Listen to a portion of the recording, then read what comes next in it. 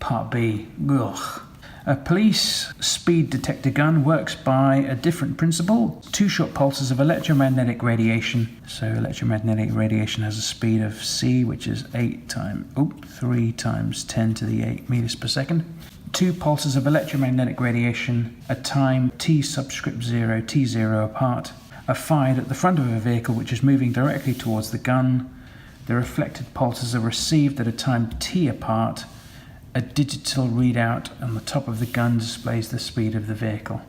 Okay, so let me try and draw what's going on here. So we've got a car, and the gun would fire an electromagnetic signal towards the car, reflect off the car.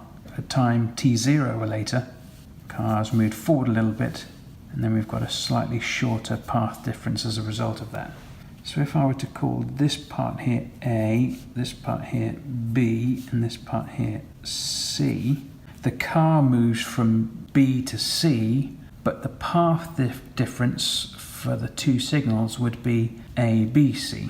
So basically the distance moved by the car is half of the path difference for the 2 electromagnetic pulses. In the space below, by considering how far the vehicle moves in time t equals 0, which is half the path difference, show that the speed of the vehicle is given by the expression v equals, so what have we got here? ct, this is a distance at the top divided by a time at the bottom, a distance.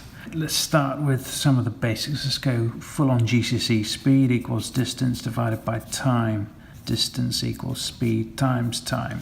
The speed of the signal is the speed of light, so that's going to be c. And if we were to do just ct, we'll have to work out what we're going to be putting for t just yet. This isn't t0, this isn't t, that t there, this is just a nondescript time at this stage. Let's have a look at the path difference of the 2.